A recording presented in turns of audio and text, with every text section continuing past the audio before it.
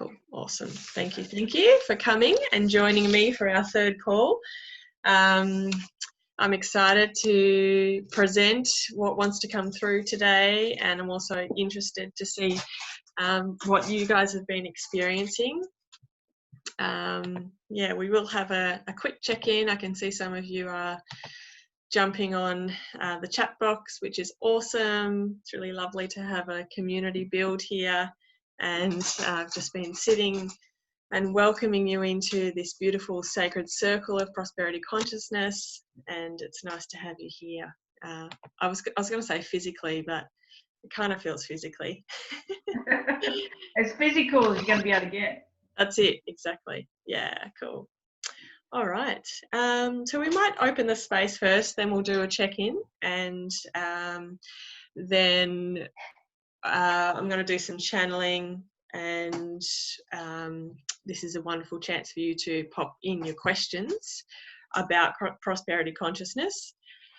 And yeah, this is really, it's a lot of exploration, really. It's a lot of dropping out of the head and then allowing to be with the energy and the freedom and the knowledge that's here in the heart. And yeah, sometimes it takes time for us to kind of drop into that space and trust more and notice when we're dropping out of our heart and navigating our way back to our heart. So it's a constant expansion here. So yeah, I'm really enjoying this course because it's I mean, you're your own teacher, really. And yeah, I'm interested.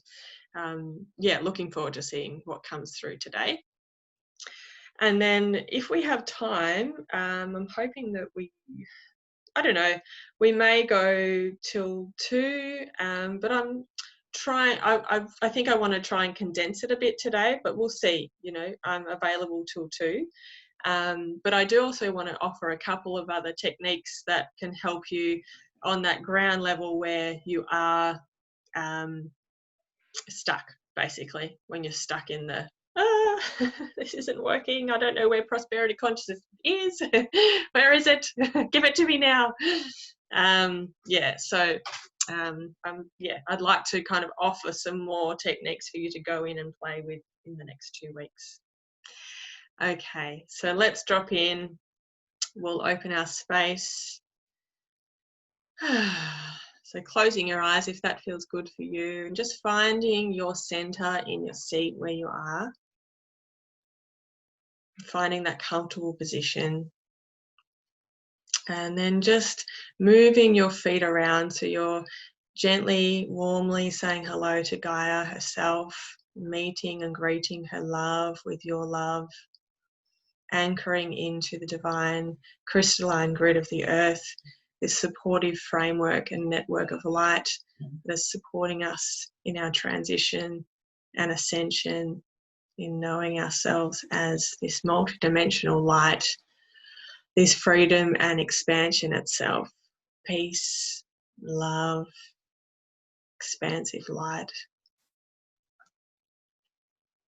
And then just starting to take your awareness to your breath now through your heart space, and allow your heart to breathe your body.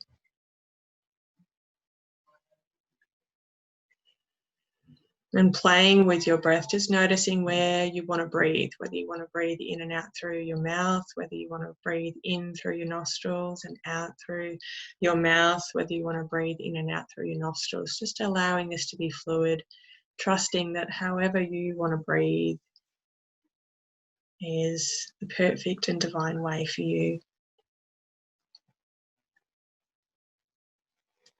And allowing that softening now through your body as you let your heart breathe your body, moving into that surrender and trusting that the more that you stay here in the heart and bring that childlike curiosity to what's here, and feel gratitude and love and appreciation for this feeling. This is where your truth lies. This is where your answers lie. This is where you can feel safe and free. You can let go and surrender. Where all your knowledge is stored here within. And you might find prosperity consciousness and how it wants to be seen by you, or perhaps it's just a feeling. Just going into that feeling and trust. It might feel familiar to you, like a part of you is there and it's always been there, and it's like you're lifting the veil.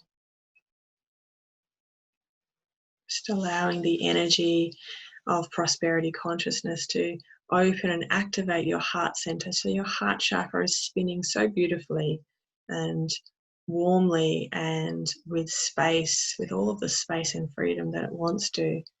It's trusting, allowing that to spin. And as it opens and clears, it spins more and more. Opening and connecting to all parts of your light body now, through your physical body, through your etheric body, through your light body.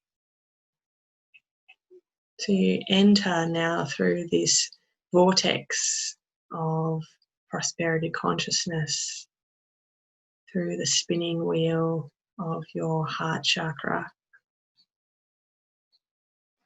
anchoring you to the grid of the earth and the stargate, the starlight of the universe, where we are marrying both the masculine and the feminine into unity consciousness through your heart. That's all you need. Expanding this light out beyond, beyond, beyond. Just watching how far it wants to go.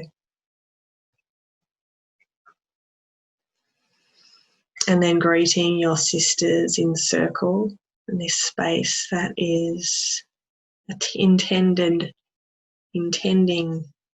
to bring more conscious awareness of prosperity consciousness in each of your lives together. As we move and journey together, we are reflecting back this opening and expansion where we hold each other in circle as we remember our eternal knowledge,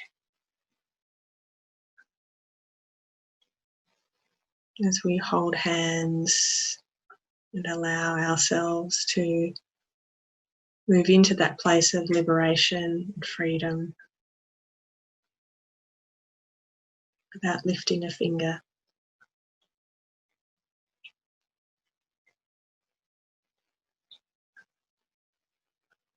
Allowing this light to feed through our circle and hold this sacred container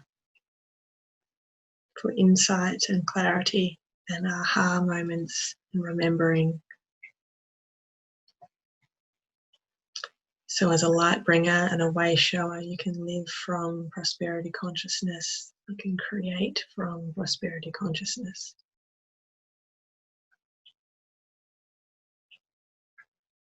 From that freedom and expansion and space.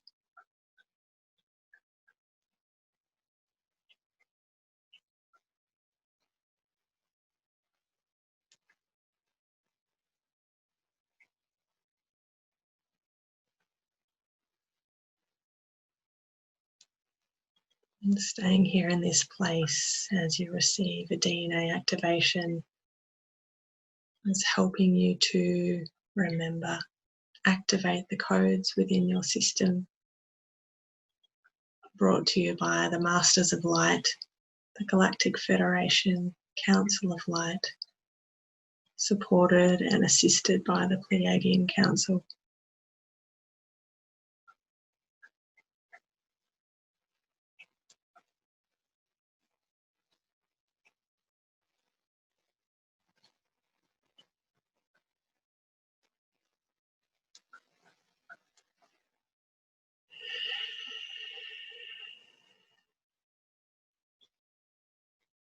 Breathing, moving, opening or closing your eyes, whatever feels right for you throughout this activation. She's da na mai sina ya na ya shina dai sta dai babai shu andiriamba aishina ya sina na ya da ya au ai sana ya ya da ai ya babai shina yamba au da da dai shina ya dai bai tina is dai shina ya aish Babai and I am by Shinaya, Babai no, and I am Mamai, Shinaya and I, and Sinaya, and Diriambaya, I say, and I am by Shandai, Shinaya, Ashetatai, Shinaya, Tataisha, Amba. Andiriambaye Poyo Shonganayambaye Ainanai Signayandaya I Signaya Atatai Snabambai Signayandaya Poro Payanaya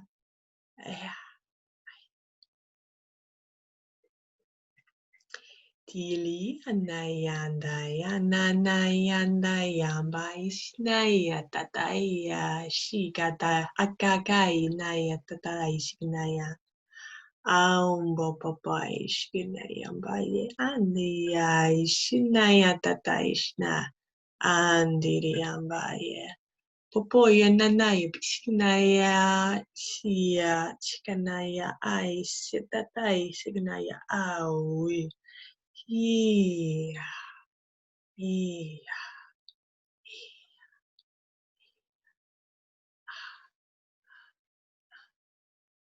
And da da da da da. Oh, ai na na ya ta ta ishinaya ta ta shua papa ishinaya ta ta ta ishinaya. Ai ya ta ta ta ta. Skitana maya na na ishinaya. Andi riamba. Ai anda ya. Ua pa ya ta ta ishkitaya pa ai ya. E na na ya. Shakanayamba yeah. Yeah. Kakaya na ya ya tatai shikanaya pa au shinaya na ya. Yeah. Wah, shinaya shikanaya tatai tapaya. Oye na na ya na ya.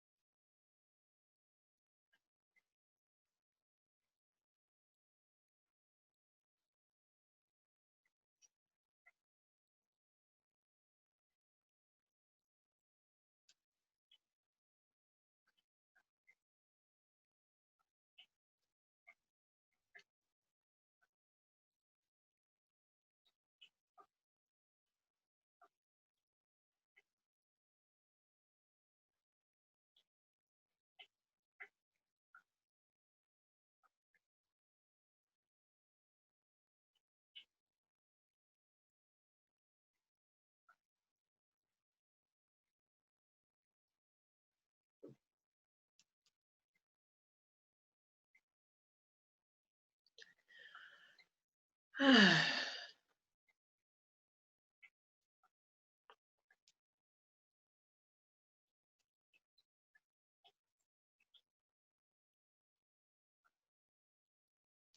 Mm.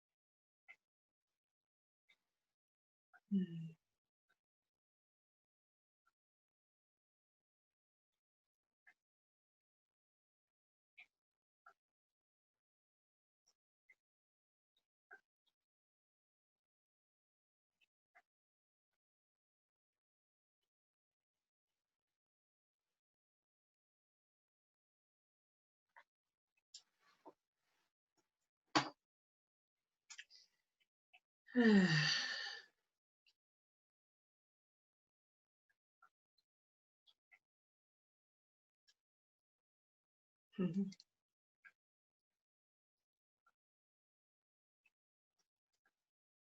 Starting to bring some movement to your body, deepening your breath.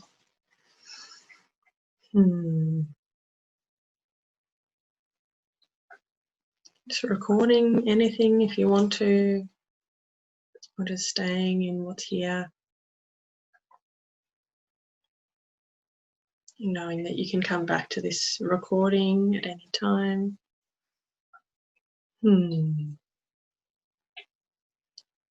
So the circle is open, we're here, we're awake, we're alive. Okay. We didn't quite get our check-ins yet, but we will do that. And I'm just going to go straight into the channeling now. So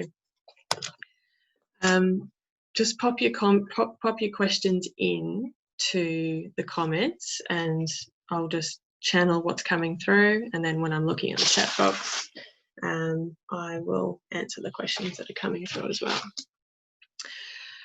Also, just a reminder, you have just had some high vibrational energy work, so allowing that to be integrating in a slow and gentle way with water or tea, or nourishing yourself in all of those beautiful ways.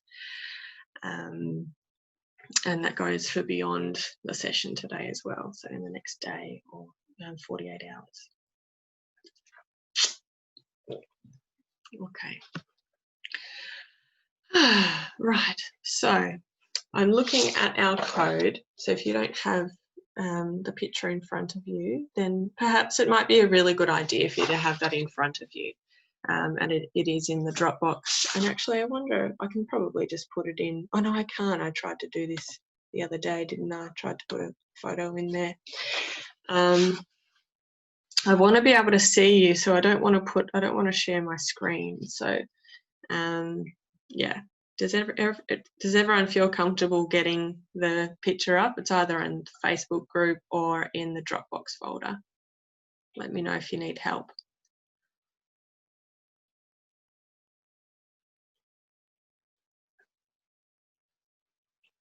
Angie, do you think you can access it? I can't. Oh, yeah, you got it on your phone? Yeah, cool. Awesome. Stella? Yeah, you could get your phone out, get the Facebook group up, and then it'll be in there. Awesome. All right, so what's happened today is a real kind of anchoring into the grid of the earth, which is already holding the prosperity codes, but then at the same time, the Gaia is a reflection of us. So we are a part of Gaia. So all of the movements that are happening for Gaia are happening simultaneously to us.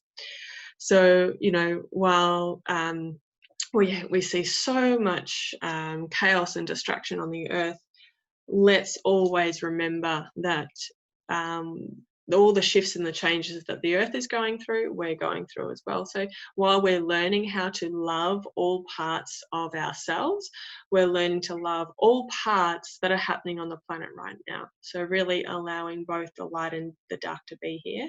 And that brings us back into alignment. When you can see the lines down the center of the light code, that's your alignment. That's the pillar of light, the column of light within your own light body. Before I jumped on today, that circle up the top was a reminder that to me was representing prosperity consciousness itself. And it has kind of started as a thing out there, and it's just like making its way in. And it's interesting that spiral effect, like that, it is like that wave effect that's in the code. It's helping and anchoring. It's helping you to anchor and really embody this activated code of prosperity consciousness itself. So it's almost like you being in this journey that you're on is like opening up a treasure chest, and that's in your heart space. So now they're showing me that this code, that circle, is embedded in your heart space. So wherever you're feeling like looking for prosperity consciousness, or you're in the shame stories or you're in the victim stories, you always need to come back to the heart space. The mind will be looking for it up here, and so within that activation that you've just received, there was a real clearing through the mental realm. So almost like everything's drained from your head. And if you can start visualizing yourself as a human being with your head chopped off, then you're closer to who you actually are. So really, this is what living from the heart really means. And obviously that takes a level of trust. And so what's happening is that the more spiritually strong you can be, the more you can realize, you can experience life without needing to know the outcomes, and you're coming back to that place of uncertainty but also freedom. So that's what prosperity consciousness involves. It involves you not knowing the outcome. And let's just look back at the mental realm. The mental realm is just really creating possible potentials. It's creating possible scenarios. It's not actually reality. So when you come back down into the heart space, you're full of infinite consciousness and infinite possibilities and infinite prosperity.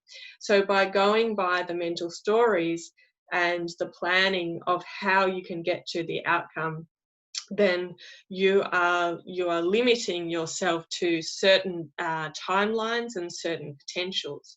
Whereas when you come back here, back to the heart space, you have infinite potential and infinite possibilities. So it really just means that the only way for you to embody prosperity consciousness and to have access to unlimited possibilities and timelines and potentials, it must come from the heart space. They're also reminding me that you must be grounded and you must be anchored to the grid of the earth, that crystalline grid of the earth that is already here. It's already embedded on the planet.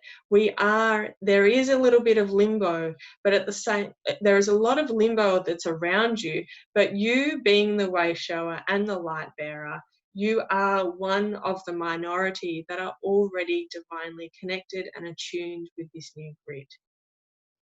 So you can feel really safe in knowing that you are a part of the new earth. You are a part of creating this new world, and understanding yourself as prosperity consciousness is it's one of your stepping stones. It's one of your key fundamental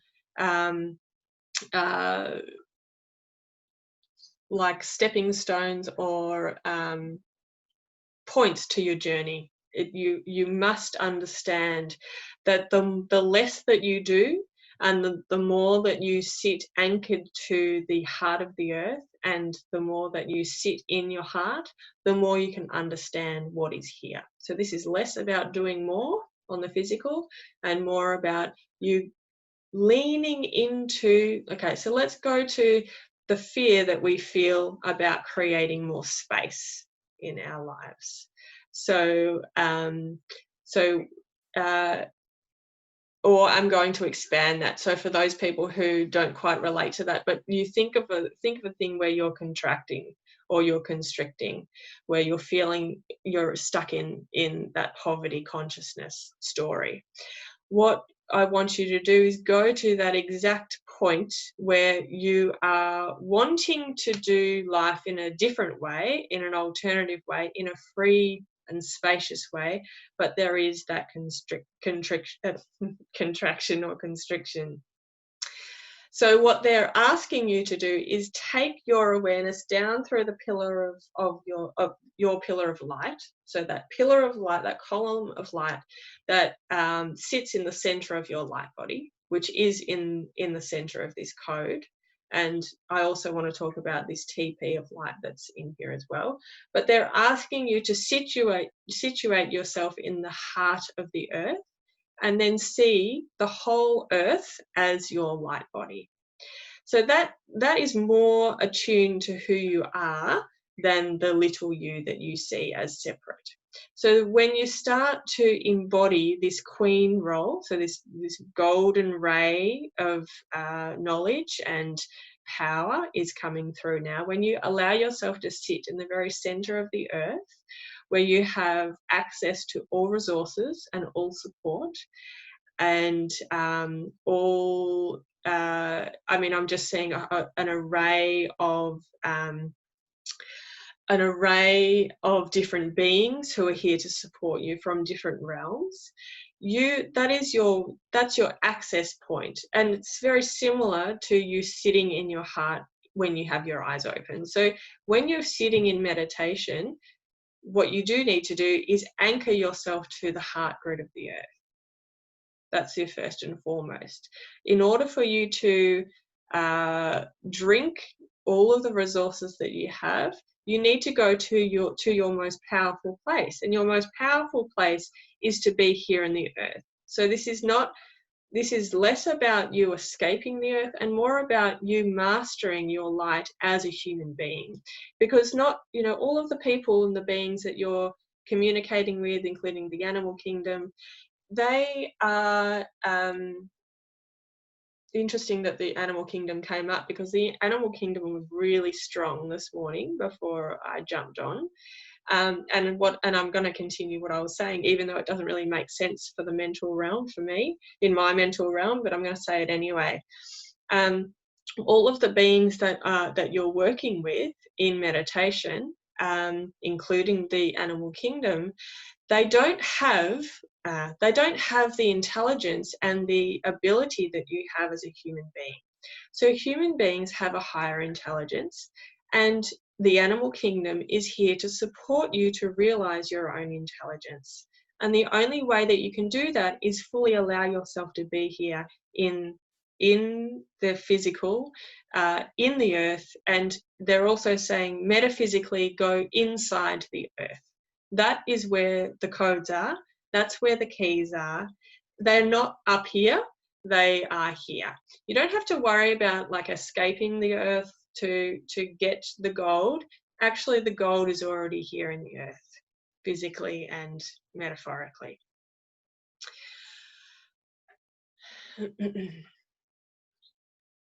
So now what I'm seeing is that when you go to the center of the earth, then there's a flooding of gold. There are the golden rivers in the earth that are similar to the golden, to the veins.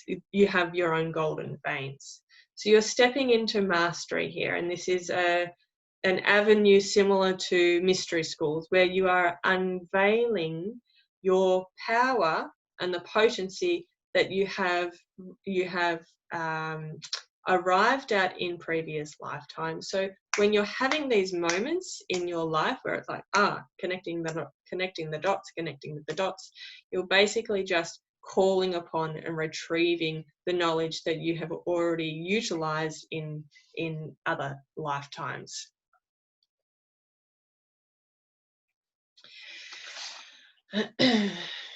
Angie, has anyone had any activity happening on the right side of your head face that comes up and goes like a pressure or a tightening? Okay. Has anyone had that?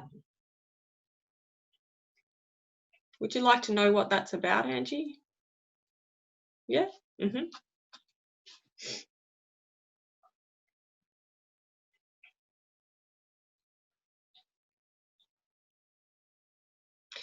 Okay, so what's coming through is it's like a melting. So it's similar to what happened through the DNA activation.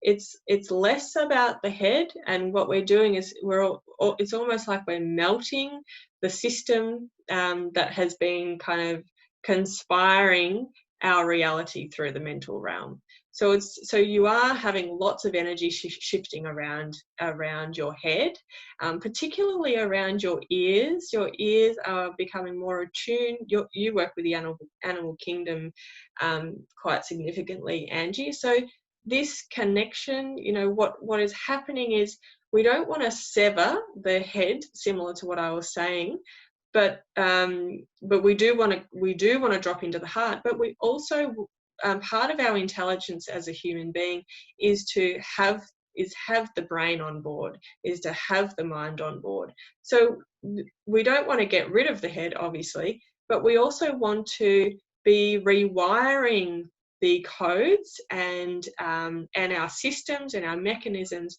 within our brain so they are working in alignment with the heart space. So the brain is just used as a tool, whereas the heart is taking the driver's seat. And I want to go back to that point where we have a choice. Basically, we have a choice to continue to stay up in the brain and try and work out how we're going to strategize ourselves out of this problem, or we can do that, or we come back into the heart space. Now, in the heart space, and when we're experiencing the expansion of the heart, there's nothing to hold on to. And we see this in spiritual circles and even in ourselves when we're latching onto something so we feel safe. And so, you know, I've been doing. This came up for me during this course. So, my own challenge was, how do I teach prosperity consciousness when I haven't figured it out myself, or where I have times in my day where I'm like, where's the prosperity consciousness gone? And so what I'm hearing is that the more that we move into that place of unknown, the more we create space for our own wisdom to come through. So we have to be in that holding space. We have to get comfortable in that holding space where there is nothing, where there's nothing. So the more that you're creating space for nothing, so you've got less things in your home, you've got less things on your schedule, you've got less jobs to do, you have space for contemplation, you've got space for solitude, you've got space for play, so it doesn't have to just be on your own. When you have time in your day to be in your heart space, where you are taking yourself out of being the doing, the more you are allowing this space, your life, to be a ground that cultivates intelligence, light intelligence. And in that comes the insights, in that comes the clarity, in that comes the aha moments.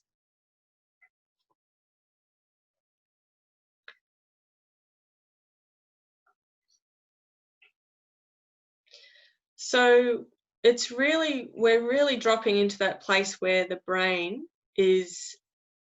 we're using it as a tool from awareness. So when we are experiencing prosperity consciousness, we are aware that we have a brain. So just by us being able to be aware of the brain is telling us that we're not the brain, because there's a part of us that is aware that there is a brain. So it's almost like we're taking ourselves out of our body and behind our body, so we can see that we have the brain and we can have a heart, and we get to choose how we activate all of our tools, how we use our body. So we are driving this, rather than allowing ourselves to fall into the poverty timelines, which we do as human beings. That's a part of it as well, and we love and think those parts as well. The only way that we can hop out of that timeline is to love and thank and be in full appreciation and gratitude for those poverty timelines. That's the quickest way you can get out of those timelines. When you come back to that place of awareness, of seeing, then you can start. It's almost like you are you have a car and you are driving your car the way in the direction that you want it to.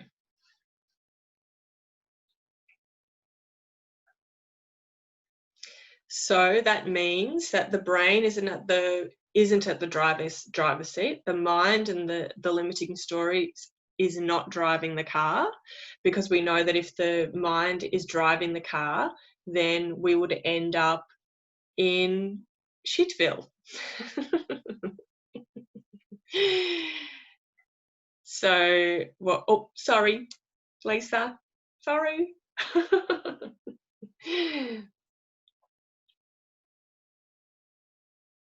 So instead, take this visualization where the heart is driving. And the heart doesn't know the destination. The heart doesn't care about the destination. All the heart is oneness and freedom and love and your highest timeline. Your highest timeline. So your highest timeline, and I want to use timeline as I want to use that loosely, because we have infinite timelines. So we are always provided with infinite timelines. And so the more that you are attuning yourself to your heart, you are opening access to higher timelines that are providing you infinite possibilities and potentials for your life. So this means then, and actually I'm going to go back a little bit. So if you are in prosperity consciousness, you realize that you don't have to go anywhere. You don't have to achieve anything. You don't have to do anything. There is no destination to get to, because you're already here. You've already arrived.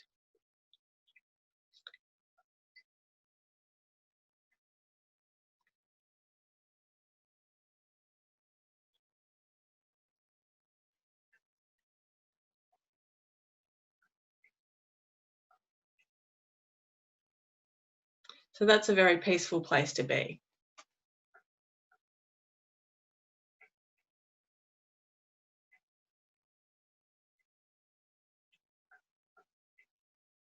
There's nowhere to go. There's nothing to do. Nothing to create.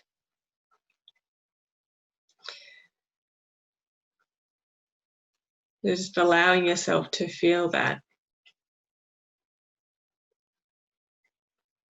And then we might have lots of stories coming up for that.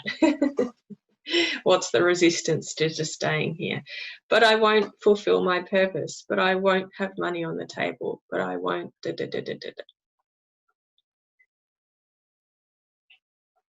I won't save the planet.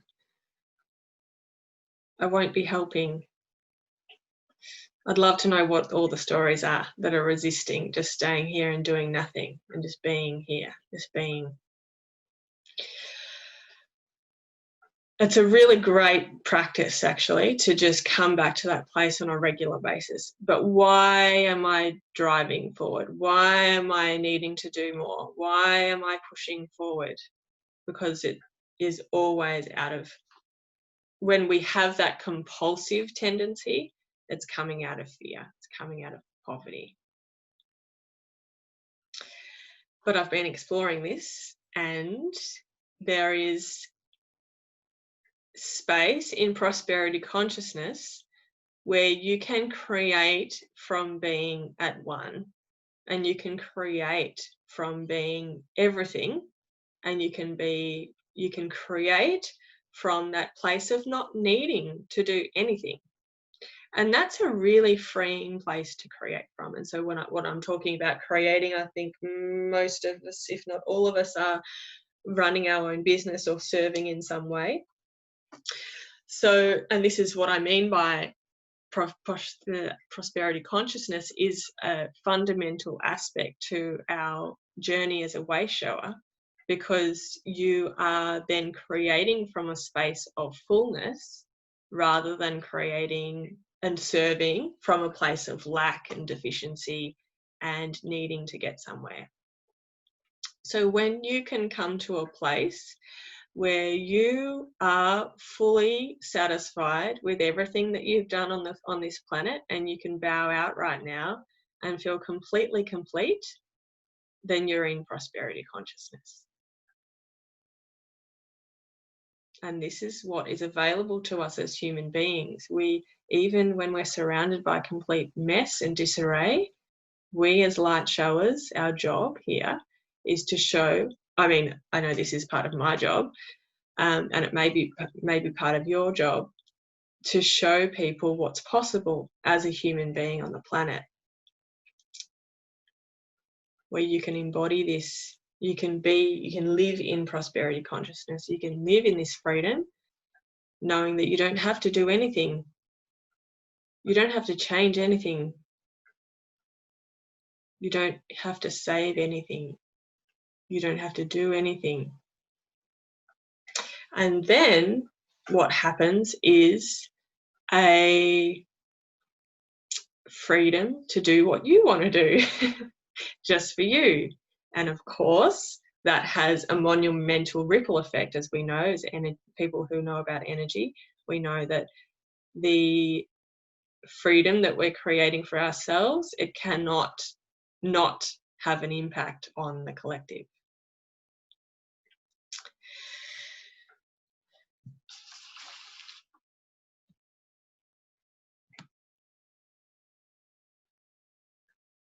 I've had a lot of clearing in my left ear and shifting in the back of my neck. Yeah, cool. Lisa, yeah.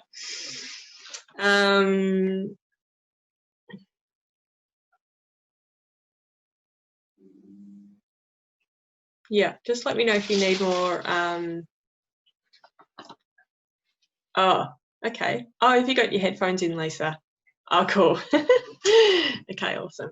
Let me know if you want more clarity there, Lisa, with the shifting in the back of your neck. No? Okay. Stella, has anyone had migraines or headaches at all, or a heaviness in their chest for some time after the activations? I also work with the animal realm on a healing modality. Yeah. Has anyone else been having migraines, headaches from the activations? Yeah. Angie. Okay, do you need more clarity on that, Stella? Yep. Mm-hmm.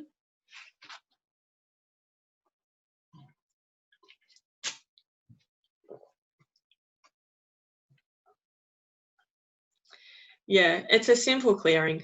It's just a letting go. It's like, right, everything's rising to the surface, and I'm getting from your gut.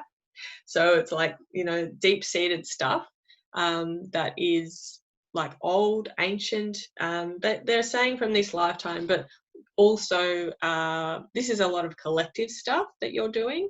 So you're clearing a lot of collective energy. Yeah, which, can you resonate with that, Stella?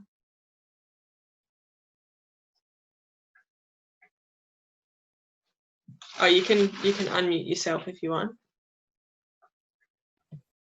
Oh, there you go. Yep. Dance. How do I clear it? You're already doing it. Okay, so I just relax and let it go. Yeah. Okay. Yeah. Thanks. So that, yeah. So So the level of work that you're doing, Stella, is that when it's moving, I mean, your body is being used as a conduit for the collective. So there'll be there are other people on the planet who are doing this higher work where your body is like a portal for the earth, and like I'm seeing lots of gunk and junk that's sweeping through the earth, and it's almost like your body is like an exit point, so it can kind of dissolve and transmute throughout the universe. So earth is freer, and there's a less dense energy here, and it's also creating space for a higher light frequency to encode the planet. So you're also using, you've also got universal energies that are moving through your body to activate the Earth's activation, the Earth's awakening, the Earth's shedding and liberation. Yeah. So you're acting as a freedom,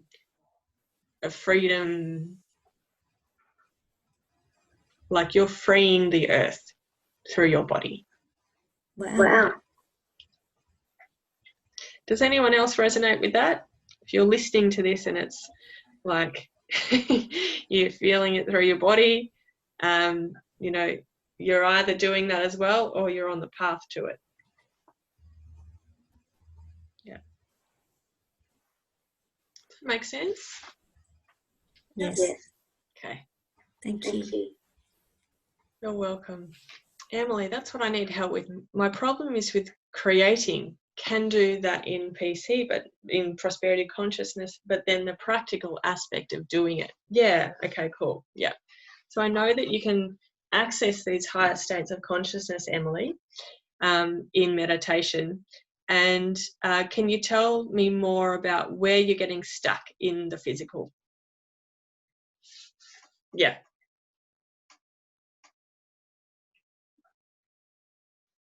Just in that. Yeah. I just wrote it. Oh, sorry. Okay. It's all right. I didn't keep walking. Yep. I always feel like there is so much to do once I've created something to actually deliver it.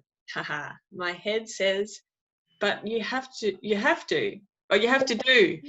You said you can just be and create and there's no doing, and I'm like, but I'm like, but you're wrong, you have to do, there's so much to do. Like, I have the ideas. That's the issue, isn't with the creative side, it's the actual, I go into this complete like unbalanced cycle of doing, so it's so over the top, which of course you do have to do because there are things that you have to do to deliver something.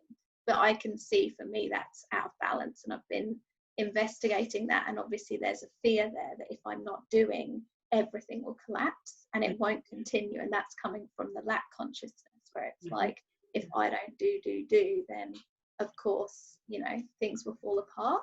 Yep. So it's really, that's where I've got to. I'm like, yes, I can open the space, but it's then basically becoming addicted. I feel like I'm addicted to this cycle of doing so much and it does work, but it's at the detriment to my health, to the family, to, you know, because you're stressed all the time because you're overdoing. Yeah. So yeah, I kind of, that's where I need a bit of help is yeah. Yep, I get it.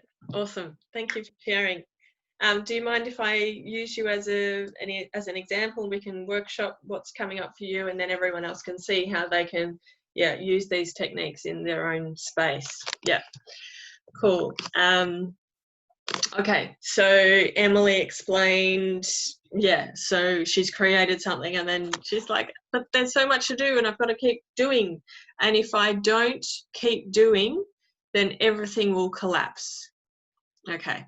So what I'm going to show you now is how to use a mining question. So a mining question is related to the simple inquiry that we were using on our last call.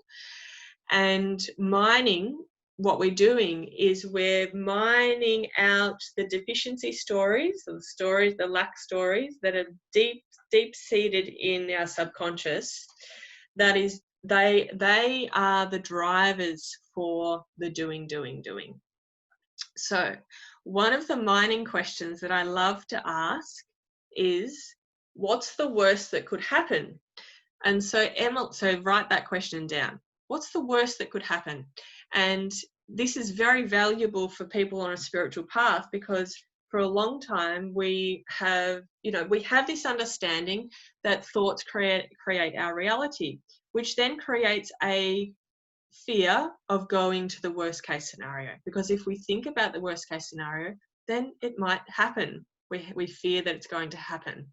The problem with that is that the fears they stay subdued and they stay lodged in our system, in our physical, emotional, mental, spiritual body. So it's imperative that we go to the worst case situation. And once we have the techniques, which I'm showing you here, including the simple inquiry, then you know how to process these fears and these stories, so you don't keep looping. So the question that we're using is, what's the worst that could happen? Okay, so you can ask yourself that question. What's the worst that could happen here?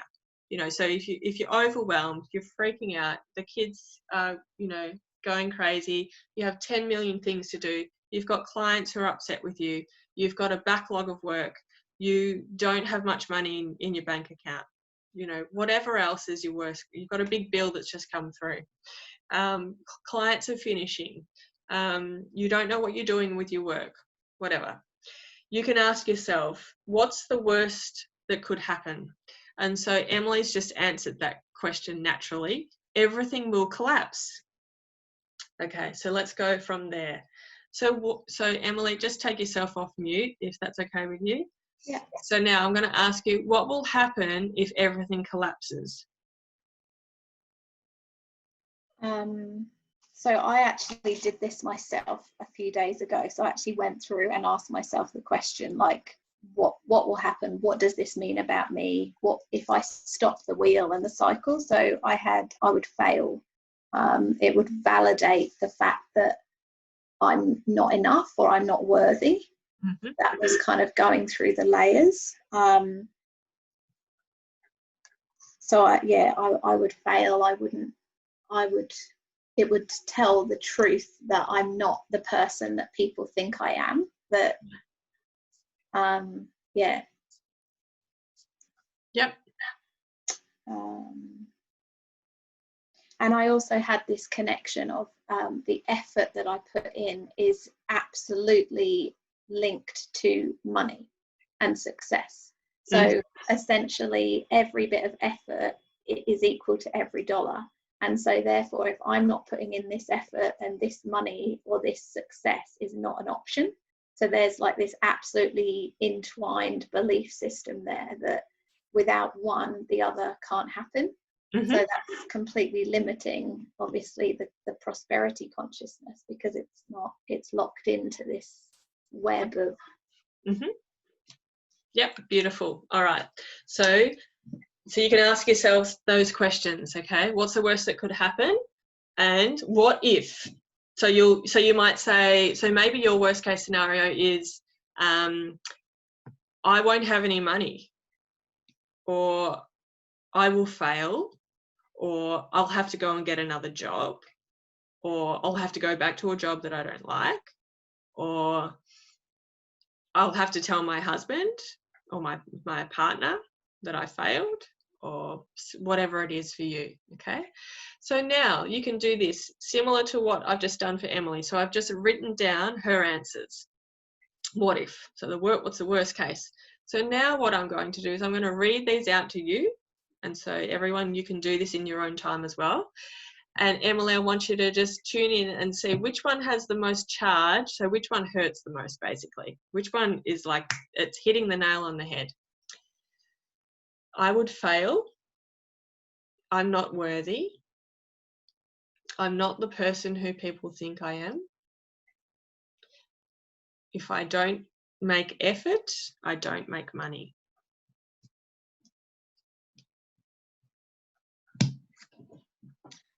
The first one, I would fail. I would fail. Beautiful. All right. So then, going back to what we were talking about last week, any problem that we have has words, pictures, and sensations in the body. So when Emily heard those words, I would fail, she had the most charge. She may not be aware of it yet, but she had the most charge in her body, so the strongest sensations in her body. So you always go to that because you want to get to the deeper stuff, the stuff that's holding you kind of locked in and what's the word, like holding you to ransom. So now once you've got, so she's just come up with words that she's very much stuck to. So she's stuck in Velcro. She's sitting in the mess. Okay, and this is what happens when we loop ourselves through these lack stories. And in Emily's case, with love and absolute honor for her courage to be here and open and authentic and vulnerable in our group call, her words that really grab her are, I would fail. I would fail. So the next step that you would do is take that to simple inquiry, which is what we did in our last call. So you look at those words. Right now, you know, when you're sitting in the mess, the I would fail, you feel horrendous. You feel like this is real and this is horrible and I am going to fail, and if I did fail, that would be the end of the world. When you start using simple inquiry, you look at the words, and if you can't see the words, you repeat the words through your mind. Similar to what we did with Angie, I'm pretty sure. Yeah. But then you realize you could see the words. Yeah. Because most people can see the words, but there is that option. And please, if you can't see the words, then please let me know. And then when we're looking at the words, we're just looking at the words. I would fail. And then we're welcoming in the space that's around those words. And as soon as you bring the space in, it generally tends to soften. So you're kind of detaching yourself from being stuck in the mud, stuck in the Velcro. You're actually looking at words. And as you allow those words to be there, you thank those words for being here. You breathe in on the letters and breathe out with the space. The words are starting to either fade or they're getting lighter or there's less of a charge. And you can say words, you're welcome to stay here as long as you like. And what's happening is you're moving into a place of, I'm looking at words here that I don't really have much attachment to, right? Okay.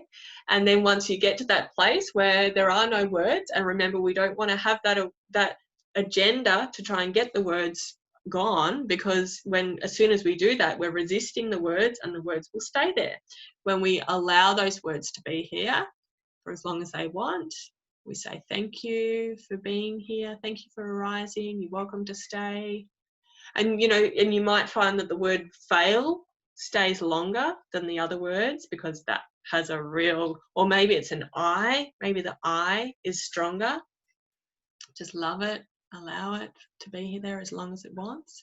And then once that whole sentence is gone, deepen your breath, come down into the body, and then your exploration begins. You allow this sensation to be here. And do you know where it is, Emily, for you? Can you feel it? In my kind of, like, it's almost between my heart and my solar plexus, like right in the middle there. But when I think about that, even if I see the words, like instantly I have memories come up, which is good. So the pictures. Yeah. But it goes like straight away. It's like there's layers to it. So it comes up like, oh, I will fail. And then like I have a memory of when I was doing A levels. You don't have that here, but it's like your HSC kind of. Yeah. I had depression then, and I was quite ill. I had glandular fever, and I ended up dropping out of school. And my battle with myself was about failing, because I was letting everyone down. So the next thing it goes into is, well, I'm letting everybody down. So it doesn't stay with. It's like a story. Yep. Great. So I struggle to hold that, just the words, because it's like there's an entire story. Yep. Great. Or the whole. So what would I do with that if it's more than just look? Because the words are there for like a second, but then it's into this whole other stuff. So what would you do with that? Yep. Great. I'm so glad you said that. So this is called a thought stream. So when it's almost like you're activating, when you realize that you have a story, you have the whole story come up, and that's wonderful. If the words "I would fail" go, that you basically are being with what's here in the now. So if the words "I would fail" are gone, great. And if more words and pictures come up, then you bring them up as well. Some you might find have not much significance or not much charge, or you try and put them up on the screen and they just kind of fall away. But you might have a really significant picture, like you doing your A levels, and you're in that space where the picture is basically shouting at you, you've let everyone down. And you put that on the screen and do the same thing. And you might even like to put those words on. So you can have a picture, you can have the memory, and then you have the words on top that say, I'm letting everyone down. And then you do the same thing. You do the same to bring the space in, thank it for being here, allow it to be here for as long as it wants to be.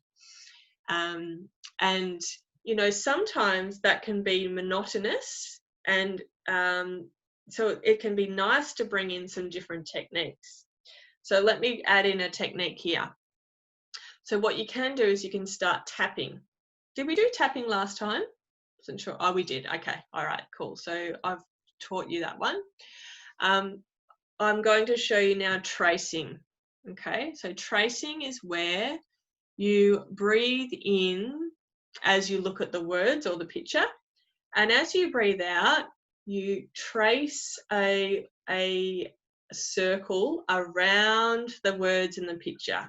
So with your eyes. So it's like you're like breathing in as you look at the picture and the words, and as you breathe out, you're like looking all around the words and the pictures. And then you breathe in, looking at the words and the pictures, and then you're breathing out all around, like in a circle around the words and the pictures. And every time you look back to the words and the pictures, you're checking to see, how do they look now? Do they look the same? Have they changed? Have they softened? Has something got more intense? Again, it's just allowing those words and pictures to be there, however they are. Does that make sense? Yep. Okay. So yeah, if you do have that wave, and then you might even get Emily in there, this is hopeless. Like, I'm never going to get rid of this story. It's so big. So you might even have a dialogue that's happening alongside, or like about the fact that you've got so many pictures coming up. And that's the frustration. Like, I get so frustrated because I just feel like I go round and round and round. And then of course there's that resistance, because you're like, just F off. Yeah. I'm sick of going round in the same cycle. So then you get annoyed because you're like, oh, just go away. Like, I don't want this anymore. And so then you're fighting yourself. Yeah. And yeah, that's the next bit. Yes.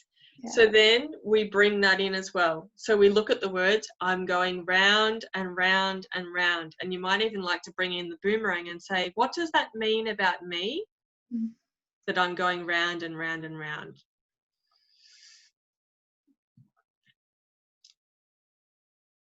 Have a go now, Emily. What comes up for you here when you bring in the boomerang and ask, what does that mean about me that I'm going round and round and round? That I'm not moving forward. Not moving forward. Yep. So then, oh, sorry. Yeah, what else? That I'm not doing what I should be doing. Mm-hmm. Mm-hmm.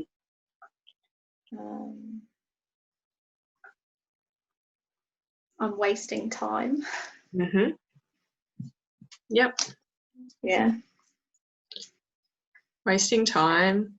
Okay. So let's just go with what's most prominent here for you. So wasting time, you're not doing what you should be doing. And what was the first one? I can't remember.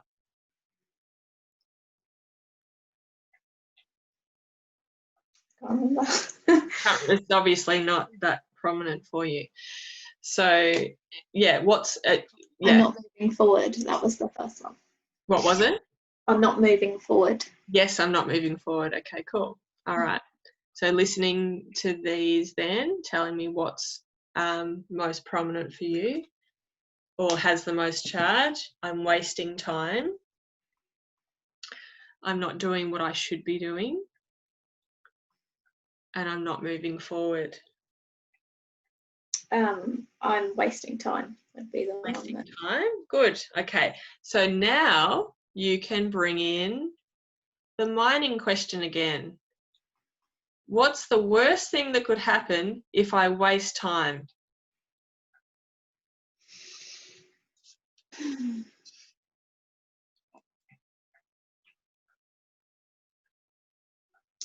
I'm not moving forward.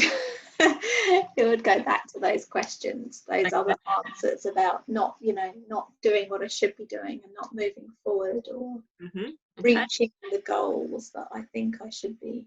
Okay, so let's just go with one at a time and keep going with it, okay?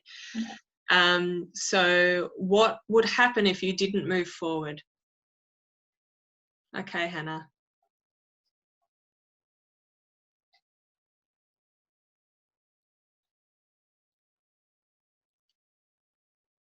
What would happen if you didn't move forward?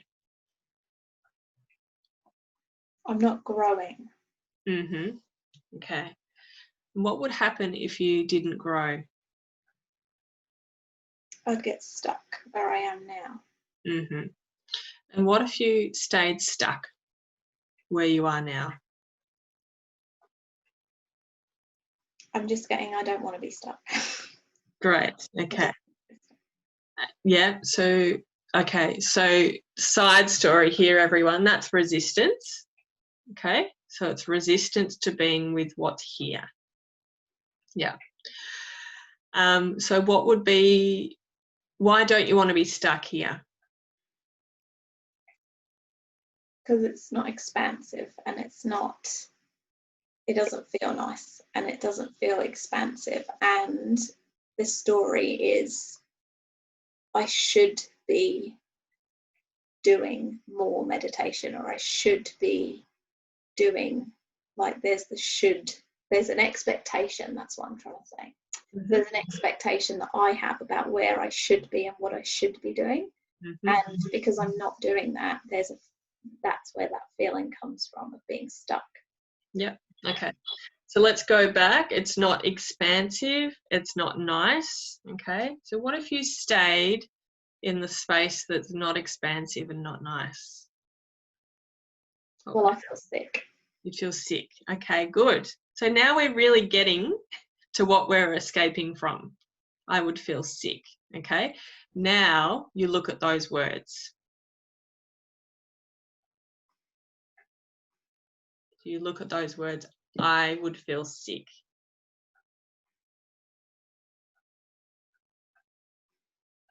Okay, so you take that to simple inquiry. You could also see if there's anything else under that. You know, could we try it, Emily? What if you go to what if you feel sick? It comes back to I'm failing again. So if I'm sick, then I can't be, I'm unwell, I'm not healthy, I'm not providing for my family, blah, blah, blah. So it's literally come full circle back to I'm a failure. Yep. Okay. Not succeeding. Yeah, good. So you look at those words. Allow those words to be here. use simple inquiry, use tracing, use tapping.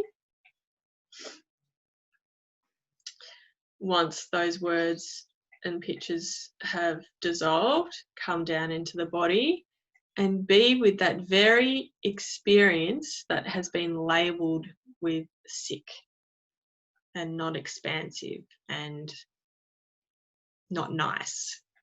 So what we're doing is we're really disrupting this need to be with expansion and light.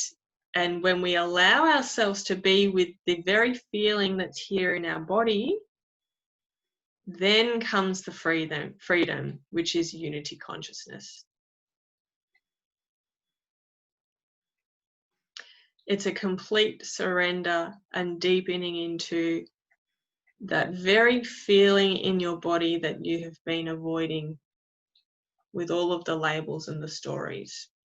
So the more that you can master being in your body with the sensations, like right now I can feel energy, I can feel sensations down my arms, down my leg, I can feel something in my pelvis, I can feel sensations here. The more that you can, and this is actually part of how you do prosperity consciousness in the physical, by actually allowing yourself to step into awareness with your eyes open while you're doing very everyday tasks.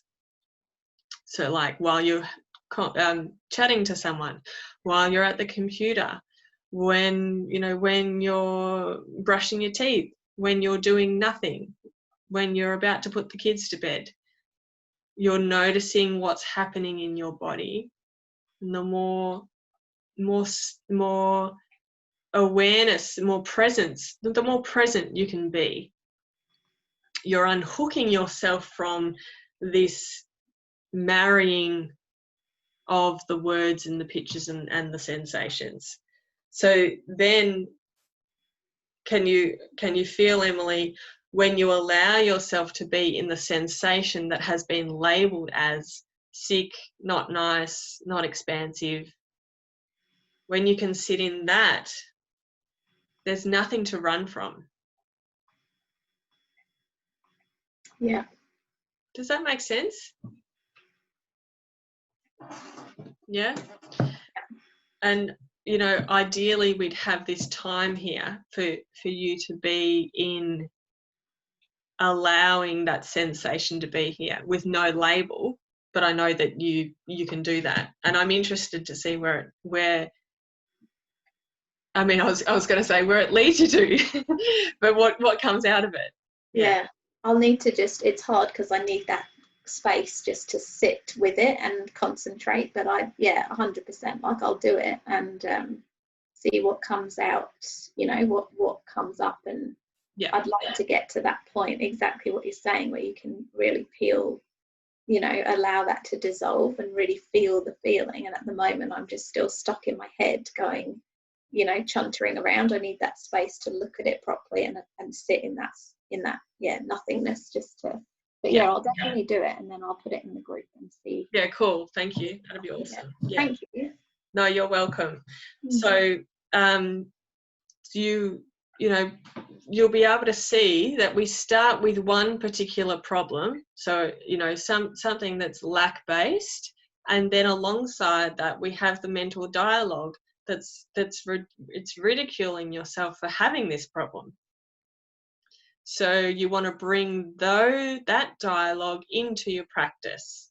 So you have, you're actually allowing all of this to be here, including the dialogue that's happening around your practice. So some examples of that would be, this is never going to work. I even paid for this course and I'm still having issues. I'm going round and round in circles. I will never get this right. How come so-and-so can feel so free, but I can't? All of this dialogue that's happening alongside our exploration needs to be brought to the inquiry itself. So what you need to do to get to that place is to be so vigilant, so diligent in your awareness. And the only way that you can do that is slow your life down and write the stories that you hear, and celebrate with yourself every time you hear the story. It's like, yes, I caught it. We're not trying to get rid of the stories. We're wanting to celebrate when we hear it, and there is space between you and the story.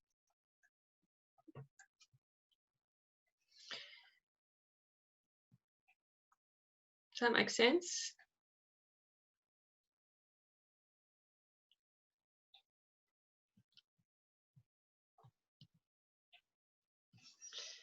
Yeah, great, Angie. So how do we stay in this connection throughout the day other than being in meditation? Okay, good.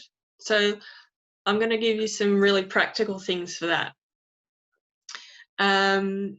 So you know how when you've probably noticed this, that when we come out of meditation together, sometimes I'll say, when you open your eyes, rest your awareness on the space that's in the room. So what you're doing is you are noticing the energy that is present with your eyes open, and you are again being present. So you are resting your awareness on what is here. Yeah, so that's a great start. The second thing that you can do is to come into your heart space on a daily basis. So it's a beautiful thing when you find your heart. Has everyone found their heart? Yeah. Everyone, you haven't found it, Stella? No? Okay. So let me explain, and then perhaps you can resonate with this. So when you find your heart, you realize that there is this bath of love and freedom and peace and expanded joy that's always in your heart. And you can't quite get there with your mind. It's a switching off of the mind so you can come to the heart. But sometimes the mind can be like, get to the heart, get to the heart, get to the heart. But still, sometimes we're not sure how to get to the heart. But when you fall into the heart and you get to that place where you're just tuning into the energy that's in your heart, I mean, that's the essence of it. When you find your heart, you're tuning into the energy of your heart, Stella. I'm sure you've done that. Have you done that? Yeah. Yeah.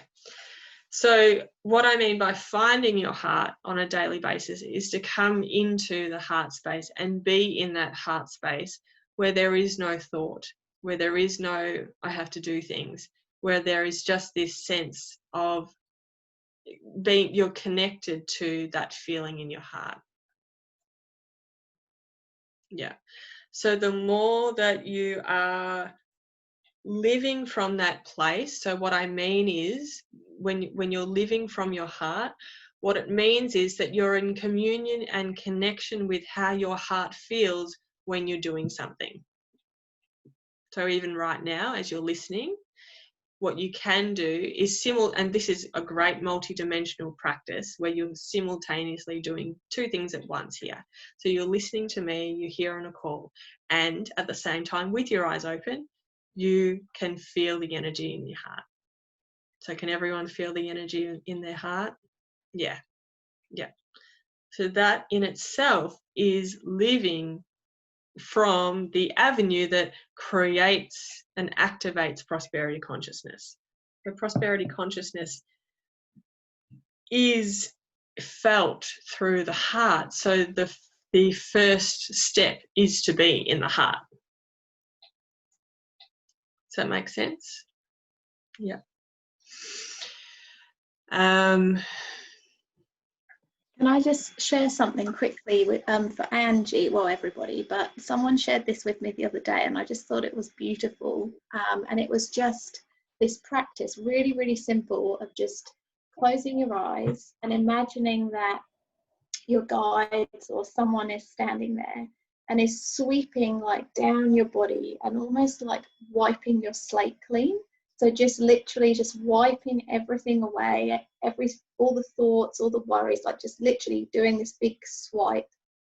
And then when you open your eyes, it's like you've been born again, like for the very first time. You're a newborn looking at the world, like as if you're completely like never seen it before. And so you just spend a couple of minutes using your senses, like what can I see, what can I smell, what can I taste, what can I feel, like as if you've never like been in the world before. And it's amazing because you feel like it's really emotional because there's so much love for everything, because like we don't ever do that. We don't look at the room or if you're in nature you do, because you really appreciate it. But I just thought I've really enjoyed doing it, and I thought it was just a lovely practice and really simple. So that might help as well, just to, be in the moment. And yeah. Thanks, Emily. That's beautiful. Yeah. And then the third thing I want to say, Angie, is, when we do the inner work on a daily basis, what we're doing on an energetic level is we are allowing the density of our stories to come to the surface so they can disseminate, and then we have more space and more light for this newness, for these higher frequencies, which really it's almost like they activate these higher timelines for you to experience freedom in reality. So on a very practical level, you have more inspired thoughts than negative thoughts. You have more positive thoughts than negative thoughts. And this is different to just, rechanging your language, which is, there is some value to that, but it's through light activation that creates this, this instantaneous inspiration that's coming from your internal intelligence, rather than you kind of manipulating your stories or your thoughts from a very mental plane. Yeah, so there is real value. And for me personally, I would not have experienced prosperity consciousness without doing this inner work on a very regular basis. It just, it showed me that I wasn't showing up. I wasn't doing the work, and it just came at the right time. Like sometimes we can't push ourselves, it just comes, but and shifts happen where inner work is more available to us. We can go through decades of our life where inner work just does not seem accessible. You might know all the tools, but you just don't do it. And I would invite those very momentary sparks of inspiration that we have in our day. Go with that, because that is the higher timeline. You might be lying in bed, you have no motivation, you're like, this is fucked, do I have to keep doing this? Nothing's working, nothing's changing, and you're just lying there, and then you have that spark, and it's that is that kind of, it's an insert of higher light that you can grab onto and steer the next hour with that higher timeline, with that inspiration, with that, okay, I have this vehicle now. Where am I going to steer this vehicle? How am I going to utilize this inspiration that has just arrived on my doorstep? Am I going to sit in 10 minutes of meditation? Am I going to go for a walk and really boost my energy? Am I going to choose food that's going to nourish my body? Am I going to listen to something that's going to activate my intelligence. Yeah. So, you know, it's just choice. Comes down to just choice. And but then we're human, right? So we need to let go as well. We're not like you know, there has to be joy in that as well, right? So if we're just like plugging our way through our inner work and there's no joy, well, is that really serving us as well? So it's like finding this kind of being light with life. So it's like keep it moving, keep it fresh, keep it new, keep turning the pages. Yeah. All right. Let me know if none of that makes sense. I feel like that with family home life. Is that still relevant, Lisa? Just jump on if you want to about that. Okay, you both have. Shan, I'm not really sure what I was saying. Does anyone want to share about that? Shan, Lisa? It's okay if it's irrelevant. But what if what you do for work makes your heart sing? I feel on path when I'm at work. Yes, Hannah, if you're watching the replay, absolutely. I'm not sure how that really relates either. I need a bit more clarity. Okay, Shan, how do you slow life down? Also, I'll just go back to Joanna. If you're watching the replay, maybe come in and do a live video on the Facebook group and explain so I can support you there.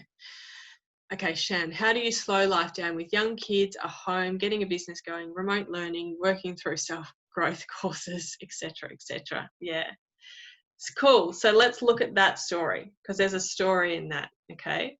Do you want to just take yourself off mute, Shan, so we can work through that? Because that, to me, that sounds overwhelming. Is that overwhelming?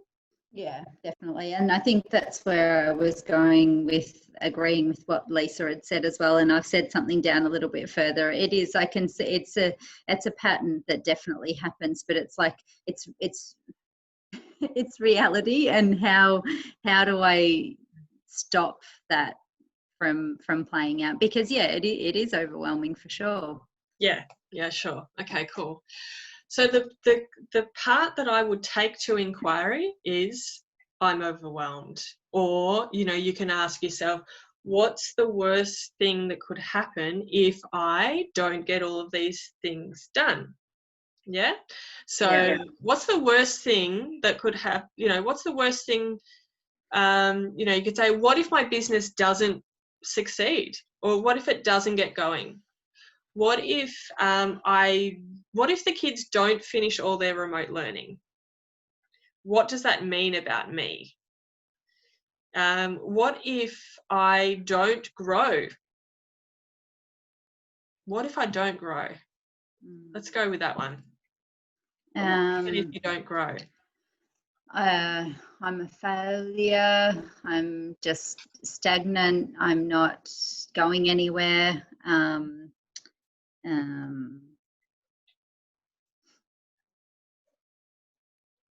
Yeah, probably just I'm a failure. That I would feel like that probably that looped back again to me. So that probably would be the one. Mm-hmm. Yeah. Okay, cool. All right. So you can take that to inquiry, and you can also go a bit deeper with the boomerang. So you can say, what would that mean about me if I was a failure? So you can kind of peel under the bonnet and see if there's anything more there. What if you're a failure? What would that mean about you? Useless.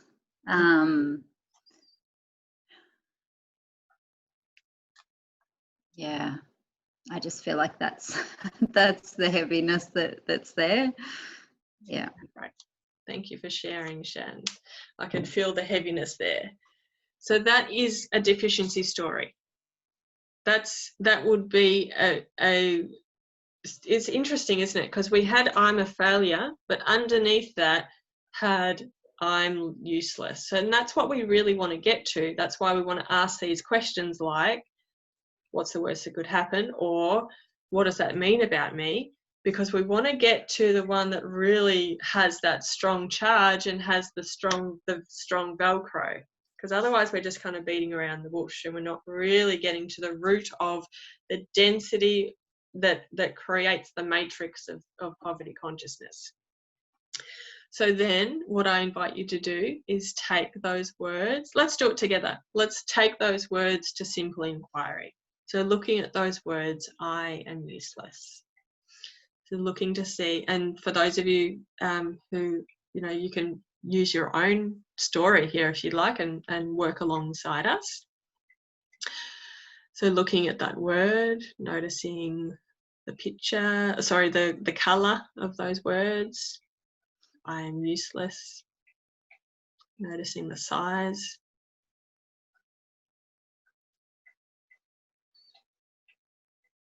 And then noticing that those words are hanging in space.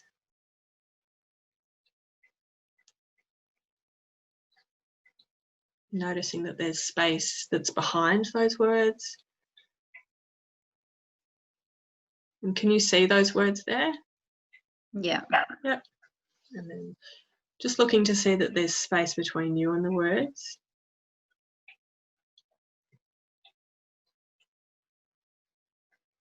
And there's space to the left and the right of those words.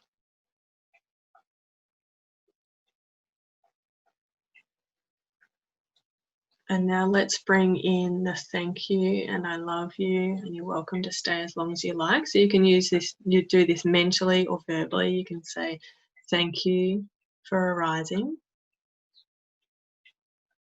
If I feel like there's a cord that's attached to me from those words, what's that? Like I just feel that there's a cord that's attached into me from when I put those words up.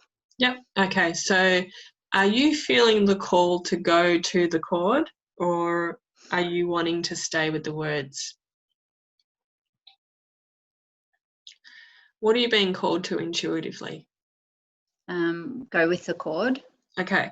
All right. So I'm just going to pause here for everyone. So there's an option here. Okay. If you're noticing there's a really strong thing that's happening in your body and really all you want to do is just go to the body and feel that, then you can do that. The only thing that you want to be aware of is if you're going to the body and you haven't unhooked the top layer of the Velcro, you may come down to the body and just be sitting in the mess. You may just be sitting in the muck. You may be sitting in the victim story. So if you are kind of being in that, if you're sitting in that muck and mess and you're sitting in the story of believing that it's true, then you need to go back to the words. But let's go with your intuitive sense that you need to come down to the body. Okay, so let's go down to the body. So take a deep breath. Let me know where it is. I felt it in my heart. Okay, yeah. And a bit in my gut, like it's kind of was in between both. Mm-hmm. Yep, okay. Just allowing both of those to be there, so the sensation in your chest, in your heart, and in your gut. And does that feel safe to be with those sensations there? Yeah. Okay.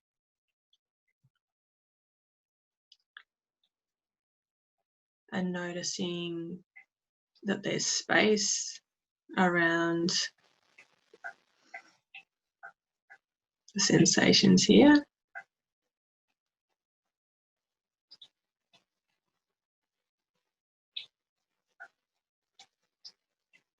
Giving these sensations as much room as they want.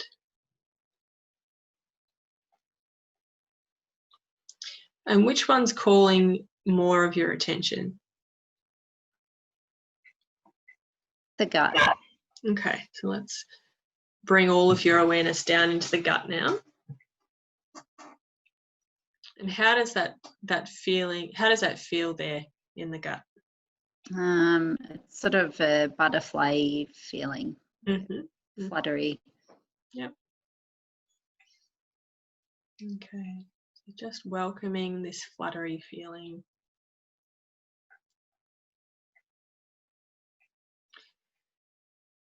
And allowing. Now what we can do is ask another mining question, which is, what does this sensation want? What does this fluttery feeling want?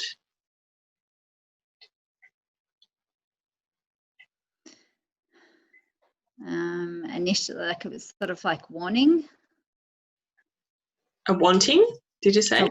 Warning, like warning me. Warning, yep, okay. What is it warning you about?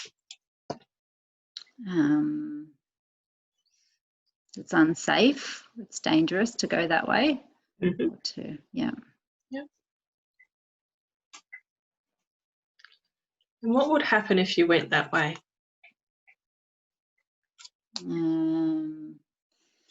Be laughter, shame. Mm-hmm.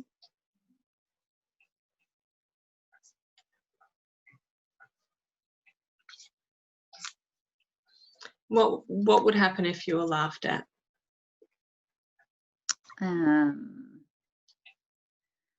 would feel little. I would feel insecure. Yeah. Okay. So let's put those words up on the screen in front of you. I would feel little. And just see if the word secure wants to go up there as well. Sorry, insecure. Yeah. Yeah. Does it want to go up there too? Yeah. Okay. Just looking at those words from awareness. Now welcoming in the space that these words are hanging in.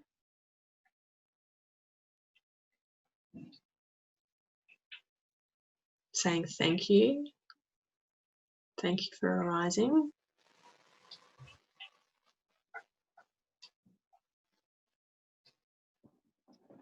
Saying to these words, you're welcome to stay as long as you like. Using your metaphysical hands, so you can put your hands up physically and hold those words with a loving presence, or you can use your metaphysical hands, just imaginary hands. You can say, I love you. You can use your breathing, so breathing in as you look at the words, breathing out as you look at the space. And what's happening to the words now? Yeah, they just look like words, just nothing, no fire, no charge in them. Okay, so deepen your breath and come back to the gut.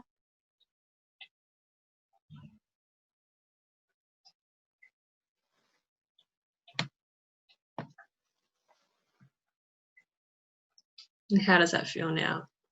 Yeah, it's much less feeling in there. Yeah, okay. All right, now opening your eyes. Cool. So this is reminding me that we never arrive at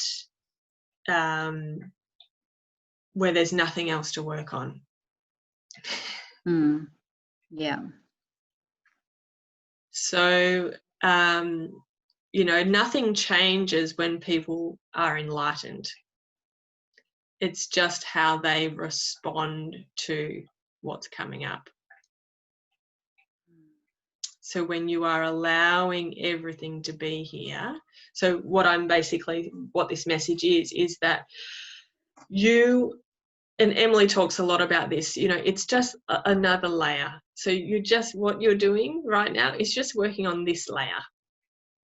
And we all know the onion. So we are just returning more and more to our true selves. The more that we work with each layer, and the more that we kind of get to this, feeling like we have to get through all the layers, then we need to look at why do we need to get through the layers? There is a resistance to being with this very layer. And personally, there's a resistance to being with ourselves just as we are. And there is a resistance to being with life just the way it is. So the more, I guess the key message here is that, and this is back to what Angie was talking about, how do we actually make this happen in real life? We do it on a momentary basis. So, and you know, it's less about trying to fix, and it's more about just being with the very thing that's in front of us right now. And what happens is that when we use these techniques, it's, yes, it softens, and yes, that doesn't mean that you're now going to have no stories coming up. So what you're doing is you're just mining out one kind of field of stories, and then there will be more stuff to come up. So this idea that we just arrive in complete nirvana where we have nothing to fix, it doesn't happen.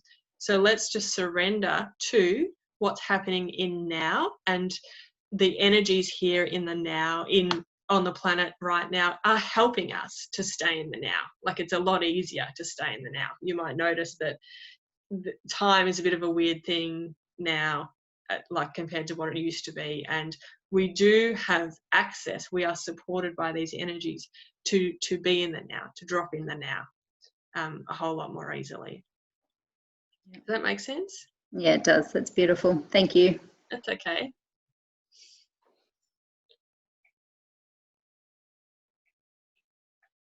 I have those sparks, then family and home gets in the way. Perfect. Okay, so that is in itself a story, right? So we go to that story. Home gets in the way. So you're cooking dinner and you've just caught yourself saying home gets in the way. That in itself is the work. It's not trying to get work and home out of the way. It's the fact that there's a story that home and family get in the way. That's, you know, that's it. That's the key. Like, actually loving that story has shown up and allowing that story to be here. And it's like, yes, I caught you and I'm going to love you. And, you know, I'm just so grateful that I caught you. You know, I'm not in the car driving the story of home and family get in the way. I've actually seen you for what you are, which is words. Your words, and I love you, words. I love you. I love you, words. And I guess it doesn't have to be that it's then a sit down and work through it. Like with these techniques, they can be done on the hop, or, you know, when all of the other stuff is happening, can't they? I think that's just something that I feel like in the past I've thought that working through stuff needs to be sat down and time, and then it's like, well, I don't have time. You know, so it's yeah, that's really cool. Yeah, yeah. And if it's just, you know, that is so true, Shan, because you know how, you know, it can feel so overwhelming because it's the story becomes, I've got so much to work through and I have no time and it's just stacking up on me. And you can, this is what I mean by this, the energies are different here, where, and yes, it is that momentary. Now that you have these techniques that are very simple, you can access them in the here and now. You can look at the words, but you can also just go straight to the body. You know, once you're mastering this, which, you know, mastering, don't get frightened by that word. What I mean is that you are your own master. So if you're being called to go to your body, then go to your body. Even when you're standing in the kitchen, you know, you might have, this is a great example. You know, we hate waiting. So like, I find myself hating going to the toilet at the end of the day with my kids because I just want them to fucking get in the bed so I can go and have a cup of tea and turn on the TV or do whatever I want. And so I hate it. And so that's my best practice. When Ivy is sitting on the toilet and she thinks it is the most hilarious thing and like funniest thing that she's going to the toilet, and, you know, and I just wanted her to go to bed. The pain and frustration in my body, you know, is like driving me to like say, get in bed. And so I'm projecting my emotions. I'm projecting the sensation that's in my body. What I do in order to not traumatize my child and come back to a state of freedom is to drink that in, close my eyes, and let it wash over me. Like I let that full sheer frustration to come up as much as it wants to. So like I was going to say, similarly to the sensation that you've felt in your chest or your gut, our go-to is to try and get rid of the pain in our gut, or get rid of the cord, or get rid of the sensation in our chest or gut. We want to do the exact opposite. And this is the path to unity consciousness. We make it get bigger. We make it get more constricted. We make the pain have more space in our body. And that is surrender in a tangible way. We surrender to it, and we allow that whole wave of frustration or that whole wave of anger come over our bodies. If we just allowed anger to come through our bodies, we wouldn't be yelling at our loved ones. We would actually just be closing our eyes, and we allow the wave. I think, are we all mothers here? You know, we can't help but a wave of when you're in labor, I can't think of the word, when you have what is Contraction. It's a contraction, right? Oh, it's the same thing, same word, right? We can't help, we have to allow it. I guess some people do try and fight it, right? But the best way is to allow it to come through. So that's what we're doing. We're actually allowing this overwhelming sensation to get bigger. That's what surrender is, to let it get bigger when you want it to go away. Let it get bigger. And then you fall into freedom. Let it get bigger. So anything that you're trying to get rid of, let it get bigger. And that takes a level of trust, because it's like that if I let it get bigger, I might die, or I might lose my shit, or yeah. And so you look at those words. What would that mean about me if I lost my shit? Awesome. Thank you. You're welcome.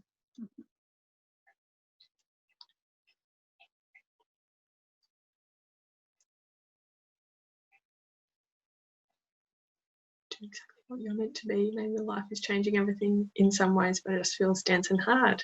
Yeah. Did you read that, Shan, from Emily? Also just feeling with that chaos that perhaps you are doing exactly what you're meant to be. Of course we are. Of course. We don't know. This is life. Like life as it is as it is. It is as it's meant to be. It's only this projection of it should be a different way that's the most painful part. When we actually allow life to be as it is, then we fall into freedom. Emily, do you do this process looking at the words this quickly and creating the space and love? Yes, I feel like I just can't move that fast through the process. Good. Okay, I'm moving more quickly. So I'm creating more, creating more time and space for our call. But yes, that's a great point. Some people, it takes, you could sit with some words for half an hour. Yeah. And other times you try and put the words up there and they don't go there because they've just fallen away. Yeah. The more sticky the words are, the more they will stay stuck up there. The less there is to move through, it will, put them up and they'll fade away. But then be really aware that you don't have an agenda to only have words that go away quickly. And also don't have an agenda that you're only working with words that stay there.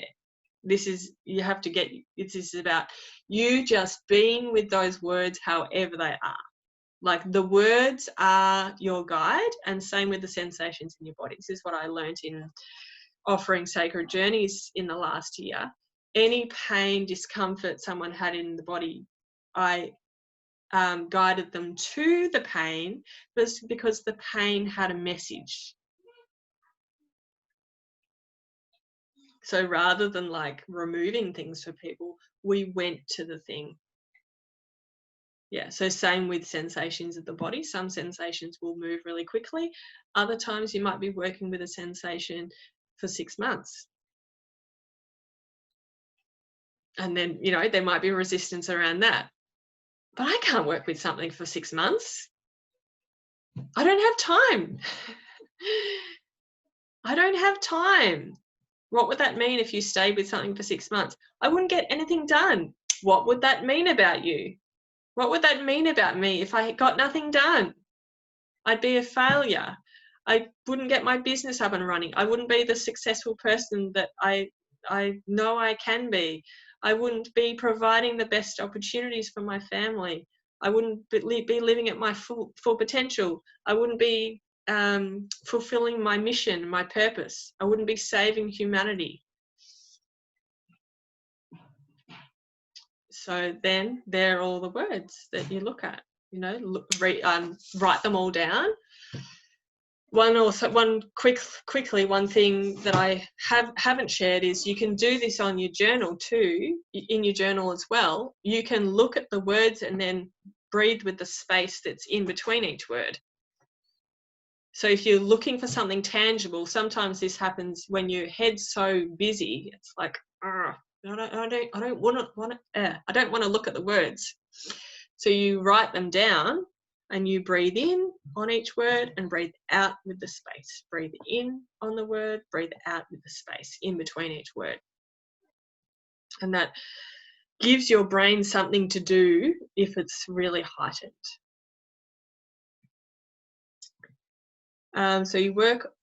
So when you work on this doing simple inquiry, do you keep going or just do one at a time?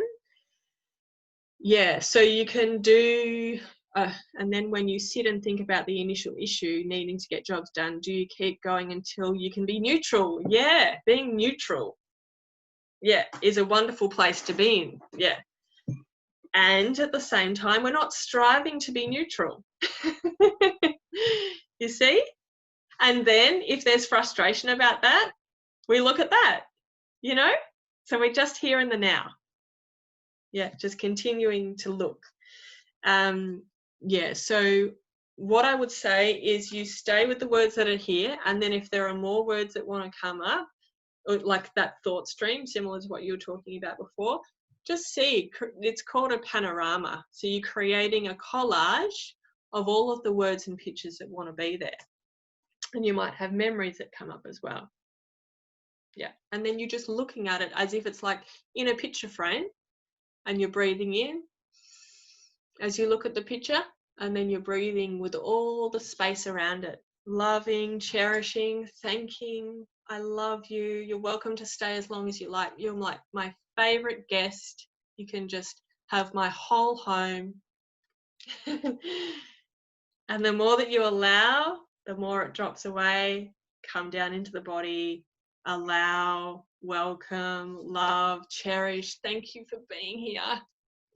You're so welcome in my body. You can have my whole body if you like. You can stay here forever. Yeah. And then when you sit and think, yeah, so yeah, neutral, that's what happens basically when you do this work. You come to a space of neutrality. And there are, Emily, you've done some of this, I think, with me, but I'd love to show you in the next call how to use reverse inquiry. So you're basically triggering the body, you're checking to see how much you've let go of. The reverse inquiry will show you. Yeah. Cool. All right. Thank you, everyone. It was a bit of a lots came out of my mouth. I'll just give you that time to integrate and bring your questions to the Facebook group. Hey, Finn. And I'll see you in 2 weeks' time. Thank you, thank you, thank you. Have a beautiful day.